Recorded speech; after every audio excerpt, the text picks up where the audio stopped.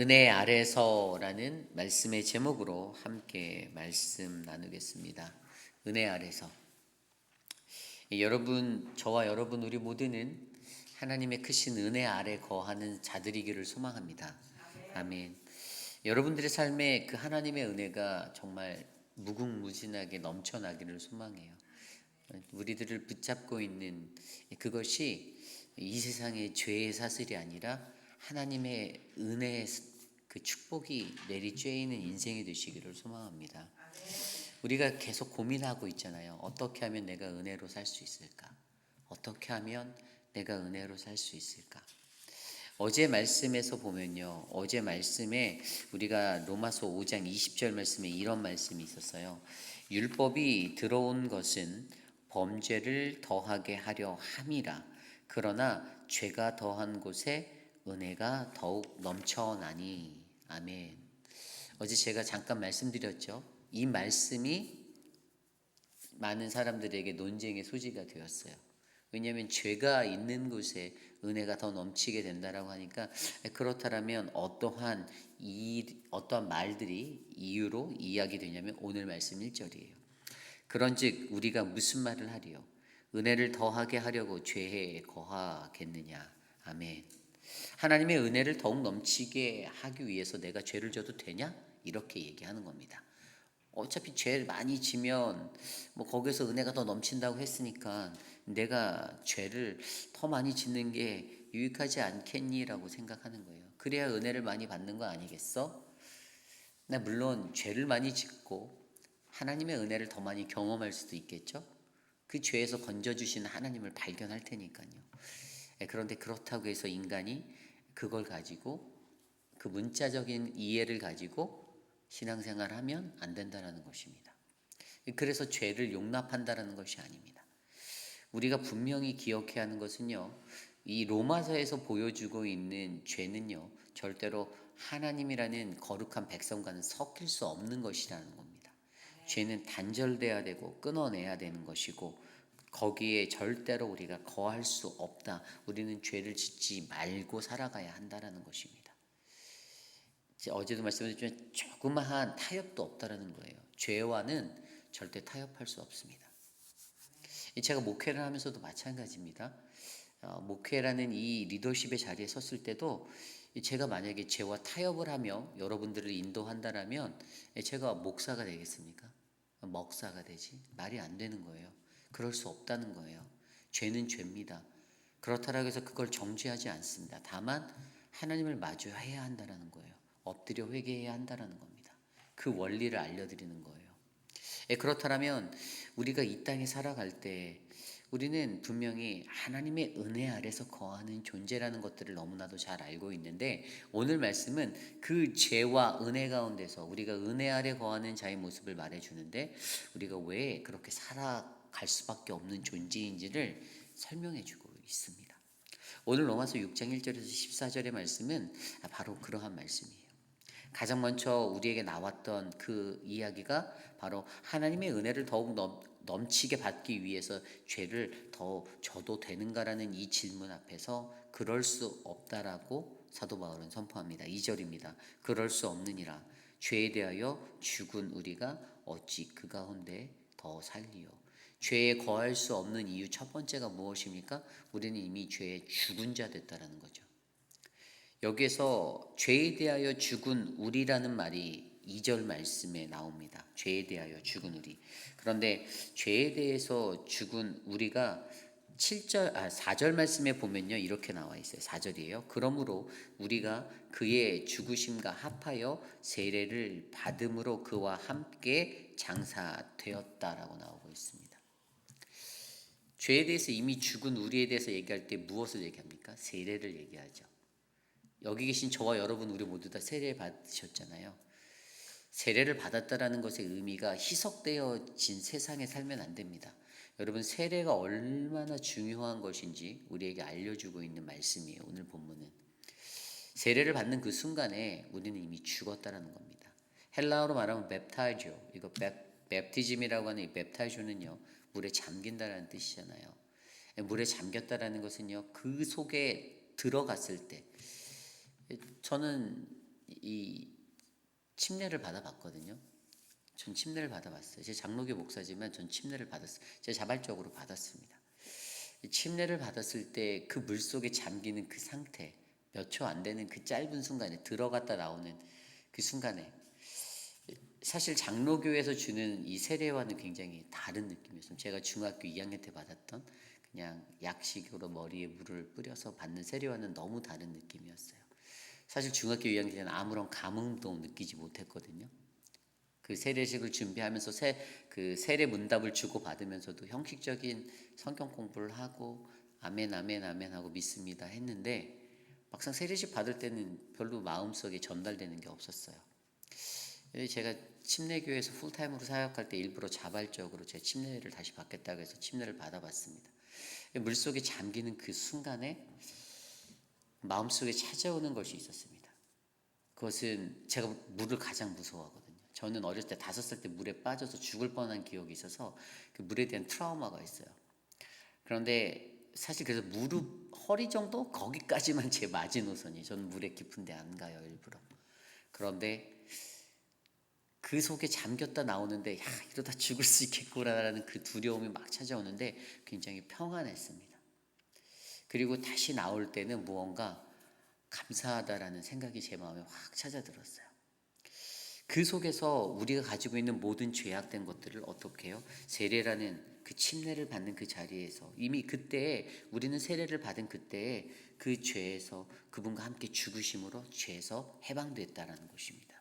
오늘 말씀 7절에 이렇게 나오잖아요. 이는 죽은 자가 죄에서 벗어나 의롭다 하심을 얻었습니다. 세례의 역할이에요. 세례를 통해서 우리는 그리스도의 죽음심을 경험해야 합니다. 그분이 십자가에 달려 돌아가실 때 그 죽으심을 우리가 그 고통을 우리의 마음으로 받아들여야 해요. 죽음은 다 두렵지 않습니까? 세상에 죽기 좋아하는 사람이 어디 있습니까? 죽음은 누구나 다 피하고 싶은 것이에요. 그런데 그 죽음을 대할 때 언젠간 우리도 죽게 되어져 있지만 그 죽음을 대할 때 과연 우리가 느끼는 감정적인 아픔과 어려움, 두려움 그 모든 것들을 과연 우리가 이 세례라는 이 침례의 현장에서 우리가 진짜 느끼고 침례를 받았는가 세례를 받았는가 굉장히 중요하다는 것이죠. 그런데 요즘 모든 교회들이 거의 다 아무런 감흥 없이 이런 세례식들을 진행해요. 많이. 물론 침례교는 침례를 계속 베풀고 있지만 이 침례를 베푸는 그 과정 속에서 내가 그리스도에 대한 죽음에 나도 같이 연합하여 죽겠습니다라는 고백을 하며 나아갈 때 우리의 마음속에서는 분명히 이 땅에서 살아갈 때 내가 가지고 있는 죄에 대하여 나는 죽은 자 되었다라는 확신을 하고 함께 죽어야 된다는 겁니다. 내가 가지고 있는 죄가 내 죄악된 모습이 거기에서 끝나야 된다는 거예요. 그런데 어떻습니까? 현실은 그렇지 않잖아요. 침례를 받고 살아가는데 저도 여전히 또 죄를 짓더라고요. 생각으로, 마음으로, 머리로, 내 손과 내 발로 죄 짓고 살아가더라고요. 만약에 정말 이 침례라는 이 세례가 제대로 일어났으면 요즘 이 시대에 수많은 교회가 건강한 교회가 됐겠죠. 정말 거룩한 그리스도인들이 넘쳐나는 자리가 됐겠죠. 그런데 그렇지 못한 이유가 무엇입니까? 그 세례를 온전히 받아들이지 못했다라는 거예요. 입술로는 아멘하고 세례를 받았지만 그 세례가 정말로 내 안에 예수 그리스도의 죽음을 뼈저리게 느낄 수 있는 그 아픔의 현장으로 다가오지 못했다라는 것입니다. 그러므로 우리의 삶에 중요한 것은 바로 이 세례에 관해서 올바르게 이해하는 것이 필요해요. 내가 예수 그리스도와 함께 이미 죄에 대해 죽은 자가 되었다는 것을 확신하셔야 합니다. 내가 이미 내 죄 가운데서 끊어내고 그분과 함께 죽었고 죄에서 해방되었다라는 이것을 받으셔야 해요. 내가 죄에서 해방되지 못했기 때문에 여전히 나는 그 죄에서 머뭇거리고 있습니다. 거기서 맴돌고 있어요. 또 죄 짓는 거예요. 마음속으로 시기, 질투, 내 마음에 맞지 않는 거 일어날 때 분노, 여러 가지 화남. 저도 인간이니까 그런 생각이 들 때가 되게 많아요. 목회자이지만 사람인지라 누군가 정말 악한 사람을 보면 저도 인간적인 악이 솟아날 때가 있어요. 저 사람에게 나도 똑같이 해주고 싶다는 마음도 들고요. 진짜로 악한 마음이 들 때는 나는 저 사람은 장래해주기도 싫다라고 생각될 때가 정말 많습니다. 목사로서의 권위를 포기하고 싶은 마음도 드는 거예요. 왠지 아세요? 그 사람이 너무 악하게 세상을 살아가니까. 그런데도 하나님이 그 마음 가운데 그래도 너는 목사잖아라는 걸 자꾸만 들려주세요. 넌 목회자잖아. 여러분, 죄와의 싸움이 이렇게 어려운 거예요. 아마 성 어거스틴도 하루하루 매일같이 세상에서 굉장히 큰 성자라고 불리는 그도 그 죄와 늘 싸우며 고민하였을 겁니다. 그 고민 가운데 내가 어떻게 이 죄를 벗어나나, 내가 어떻게 이 육신의 죄악된 나의 모습을 떨쳐버릴까. 오늘 말씀에서 분명히 2절 말씀에 보면 그럴 수 없다. 죄에 대하여 죽은 우리가 어찌 그 가운데 살리요. 이 말에는 절대로 죄에 대해서 죽은 우리들, 세례받아서 그 죽으심에 동참한 우리는 절대 다시 죄를 지을 수 없다라고 선언하고 있는 거예요. 그러므로 오늘 이 시대를 살아가는 저와 여러분들은 하나님의 그 은혜를 온전히 바라보셨으면 좋겠습니다. 그 은혜는 뭘까요? 내가 갖고 있는 죄의 모습을 끊어내고 하나님께 가까이 나아가는 그 은혜의 자리. 오늘 말씀 3절에 보면 이렇게 나오죠. 무릇 그리스도 예수와 합하여 세례를 받은 우리는 그의 죽으심과 합하여 세례를 받은 줄을 알지 못하느냐. 이미 그가 죽었다라는 그 사실에 내가 연합하여져서 나 또한 죽게 만들었다라는 것을 인정하셔야 된다는 거예요.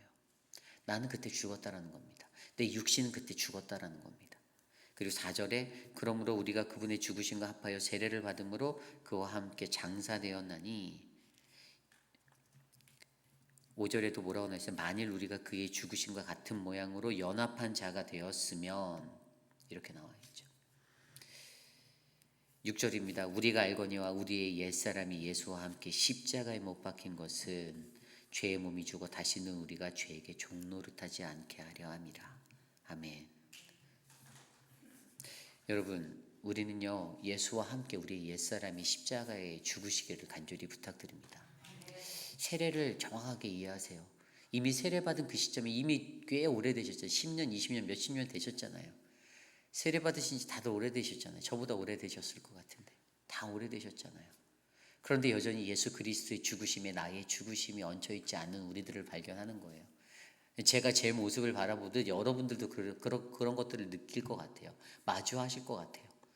그때마다 저는 사실 괴리감이 터져 나와요. 이거밖에 안 되는구나.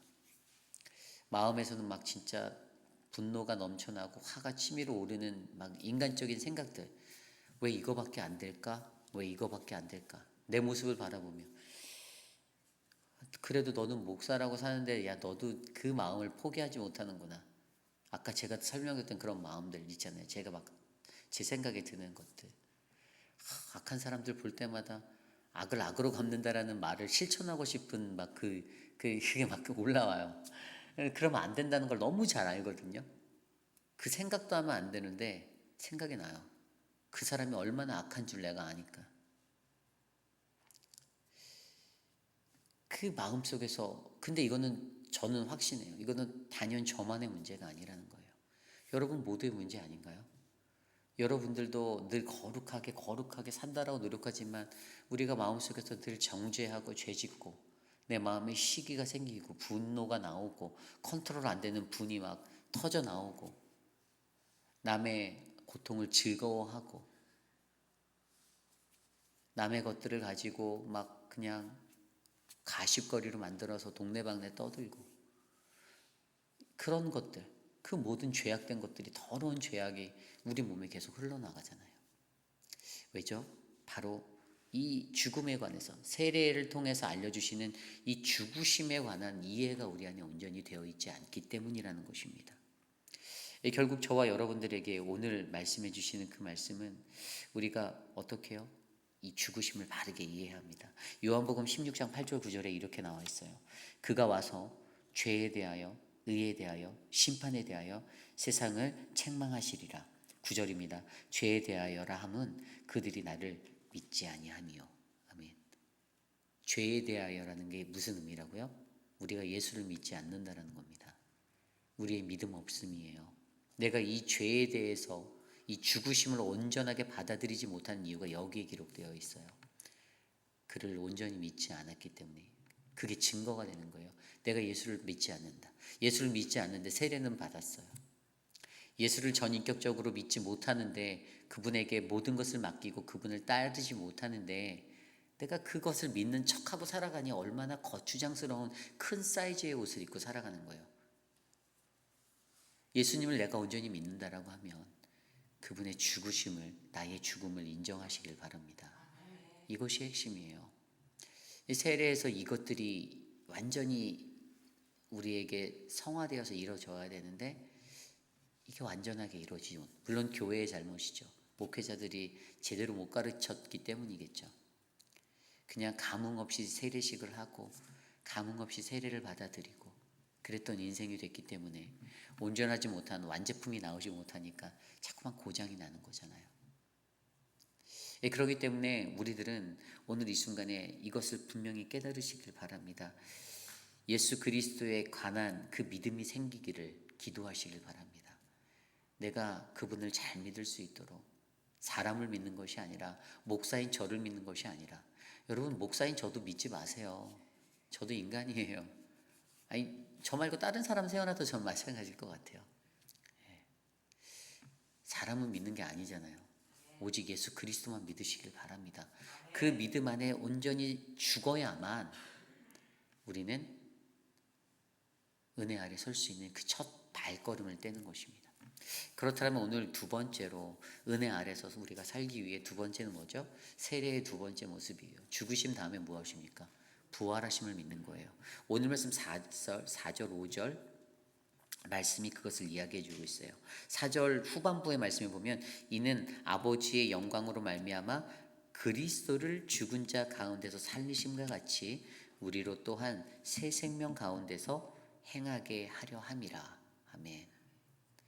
5절 후반부에도 그의 부활하심과 같은 모양으로 연합한 자도 되리라. 근데 5절에는 만일이라는 단어로 시작해서 죽으심을 이야기하고, 만일 우리가 그의 죽으심과 같은 모양으로 연합한 자가 되었으면 또한이라고 설명하면서 이 앞에 것을 반드시 해야지만 뒤에 거를 우리가 얻게 된다는 것을 이야기하는 거예요.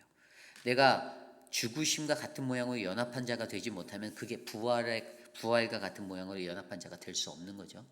내가 그것이 돼야 이 뒤에 게 따라오는 이 부활에 관한 것들을 얻을 수 있다는 거예요. 그러니까 가장 먼저 앞선 나의 죽으심이 이루어져야 해요. 그 죽으심은 분명히 제가 뭐라고 했습니까? 그리스도를 믿는 것이다라고 얘기했잖아요. 그리고 오늘 이제 부활하심에 대해서 그분과 함께 사는 것이라고 8절 말씀에 나와 있습니다. 만일 우리가 그리스도와 함께 죽었으면 또한 그와 함께 살 줄 믿노니, 그리스도와 함께예요. 그와 함께 하나님께 대하여 살아있는 자가 되는 겁니다. 오늘 말씀 11절에도 이렇게 나옵니다. 이와 같이 너희도 너희 자신을 죄에 대하여는 죽은 자요 그리스도 예수 안에서는 하나님께 대하여는 살아있는 자로 여길지어다. 아멘. 정답이 보이지 않습니까?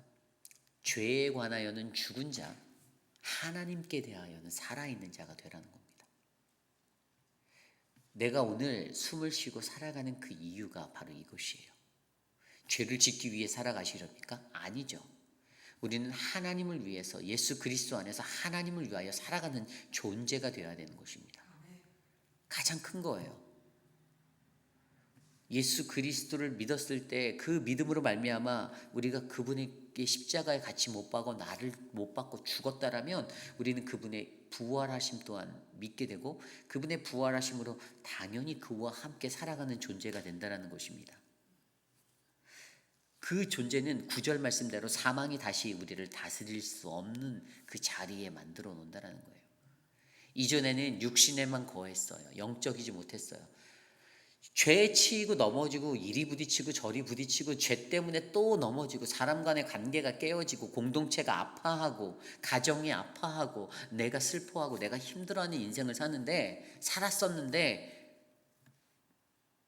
그분의 그 십자가에 나를 못 박고 내가 다시 그분의 부활하심으로 다시 그와 함께 사는 그 순간 사망이 우리를 건들지 못한다는 것입니다. 이 믿음이 있으셔야 합니다. 사망이 나를 넘어뜨리려고 나를 옮아매려고 그러지 못한다는 거예요. 이거는 법칙이에요. 내가 만약에 다시 죄의 사슬에 얽매이고 죄 때문에 넘어지고 있으면 그것은 죽으심이 완전히 일어나지 않은 거라고 이해하시면 되는 겁니다. 1단계가 제대로 되지 않은 거예요. 그 믿음이 연약했던 거예요. 그리스도를 향한 그 믿음이 나약했던 겁니다. 그래서 또 넘어진 겁니다. 또 실수한 거예요. 그런데 그것이 완벽하게 정말로 죽으심으로써 한치의 것도 없이 뿌리 내린다라면 우리는 그분과 함께 살아갈 수 있는 그 부활의 생명을 느끼고 경험하며 사망에 다시는 우리를 거느릴 수 없는 그러한 인생이 되게 만들어 주신다라는 것을 우리는 발견하게 됩니다. 저는 저와 여러분들이 그와 함께 살아가는 거룩한 인생이 되기를 원합니다. 그분이 우리와 함께 살아서 우리가 이 땅에 살 때에 우리 안에서 가장 선한 것들만 계속 흘러나갔으면 좋겠습니다. 사람과 사람 간의 관계 안에서도 여러분 알아요. 제가 여러분들의 인생을 다 알지는 못하지만 그래도 알아요. 뭘 압니까? 하나님은 여전히 여러분을 사랑하세요. 여러분의 인생 속에서 회의빈 지역에서 살아오신 몇십 년의 시간 동안에 어떻게 지지고 볶고 살았는지 제가 다 몰라도 여러분들의 어그러진 관계, 여러분들의 무너진 자리들 쉽게 안 고쳐진다는 것도 알고 있습니다. 한번 마음속에 저 사람 미워하면 인간이라는 존재는 끝까지 미워하게 되잖아요. 그렇잖아요. 아니 저도 그런데 여러분 안 그랬어요? 여러분들이 성인군자도 아닌데 저도 그런데요. 저도 싫어하는 사람이 있죠. 그러니까 있을 거예요 아마. 그 사람만 보면 이름만 들어도 자다가도 벌떡 일어날 수도 있어요. 근데 우리가 예수 그리스도에게 우리를 십자가에 못 박으면 그냥 그 영혼이 불쌍히 여겨지는 거예요. 불쌍히 여기다라는 게 여기서 사용되는 거예요. 스플랑크 니조마이라는 게. 그 영혼이 안타까운 겁니다. 저 사람 천국 못 갈 텐데. 저 사람 그냥 이 생에서 그냥 저렇게 살다가 생 마감할 텐데. 안타깝다. 마음이 아프다. 그 마음이 밀려오는 겁니다. 여러분들이 그래서 저를 볼 때 불쌍히 여겨주시고 그러한 영혼들을 마주할 때 불쌍히 여겨주시기를 부탁드립니다. 하나님 저 영혼도 구원받아야 되잖아요. 하나님 저 영혼도 하나님 앞에 서야 되지 않겠습니까? 그 영혼을 건져주셔야 하지 않겠습니까? 나만 천국 갈 수 없는데 나만 주님 곁에 딱 붙어서 갈 수 없는데 내 가족도 내 자녀도 내 이웃도 다 건져주셔야 되지 않겠습니까? 오늘 이 시대를 살아가는 우리에게 오늘 말씀은요. 우리가 하나님의 은혜 아래 살아야 한다는 것들을 강조하고 있어요. 11절하고 마지막 14절인데요. 11절에 이렇게 나와 있어요. 이와 같이 너희도 너희 자신의 죄에 대하여 죽은 자요 그리스도 예수 안에서 하나님께 대하여 살아있는 자로 여길지어다. 그리고 14절입니다. 죄가 너희를 주장하지 못하리니 이는 너희가 법 아래 있지 않고 율법 아래죠. 은혜 아래 있음이라. 아멘. 참된 증거는요, 구원받은 인생의 참된 증거는 하나님의 은혜입니다. 율법이 아니에요. 은혜를 경험하라라고 계속 로마서에서 제가 말씀드렸잖아요. 은혜를 경험하지 못한 자는요, 그 은혜를 나타낼 수 몰라요. 왜냐면 그 은혜를 언더스탠드 못하니까요. 이게 하나님의 은혜인지 그냥 내게 찾아온 럭키인지 헷갈려 합니다. 근데 하나님의 은혜거든요. 여러분들이 지금까지 이곳에서 건강하게 살 수 있는 것은요 하나님의 은혜입니다. 아멘. 여러분이 우리 회의비라는 장로교회는 이 터전에서 귀한 사명을 감당하는 게 하나님의 은혜입니다. 아멘. 내가 잘나서도 아니고 내가 뛰어나서도 아닙니다. 제가 오늘 이곳에 여러분들의 교회에 담임 목회자로 부르심 받은 것도 저는 확신합니다. 이건 하나님의 은혜였어요. 아멘. 불가능했거든요. 가능한 일이 아니었어요. 저같이 머리에 피도 안 마른 그런 실력도 별번치 않은 이런 목회자가 어떻게? 하나님의 은혜입니다. 그렇다면 그 은혜를 아는 공동체가 다 되었다고 생각해 보세요. 우리 공동체가 어떻게 될까요? 그 은혜를 알면 서로 겸손해질 거 아니에요. 서로 양보할 거 아니에요. 서로 마음을 깎아내릴 거 아니에요. 그럼 이해하게 되잖아요. 그런데 그 은혜가 없으니까 자꾸만 자신의 칼날이 서고 내가 원하는 것을 이루려고 하고 다른 사람을 모함하고 다른 사람을 끌어내려야 하고 다른 사람을 짓밟아야 내가 올라가고 이런 세상하고 똑같은 세상보다 더한 모습으로 변질되어지는 것 아니겠습니까? 왜죠? 은혜가 없기 때문에. 여러분들의 삶을 들여다보십시오. 저는 오늘 이곳에 나와 계신 여러분들은 하나님의 은혜를 아는 분이다라고 확신합니다. 하나님의 은혜를 알기 때문에 그 하나님의 은혜 안에서 내가 얼마나 감사하며 그분께 어떻게 살아야지 몸부림친다라고 봅니다. 여러분들의 삶에는요 새 생명이 있어요. 고린도후서 5장 17절에 누구든지 그리스도 안에 있으면 새로운 피조물이라. 우리는 그 새로운 피조물로 창조되었습니다. 다시 삶을 그 거듭남을 새 생명을 얻었어요. 그렇다면 오늘 이 순간을 살아가는 우리는 하나님의 은혜를 누리며 그 하나님의 은혜 아래서 자유롭게 죄에 얽매이지 아니하고 죄의 삿을 다 끊어내 버리고 하나님의 말씀으로 기도로 성령으로 이 하루를 즐겁게 살아내시기를 간절히 소망합니다. 오늘 주신 말씀을 놓고 함께 기도하기 원합니다.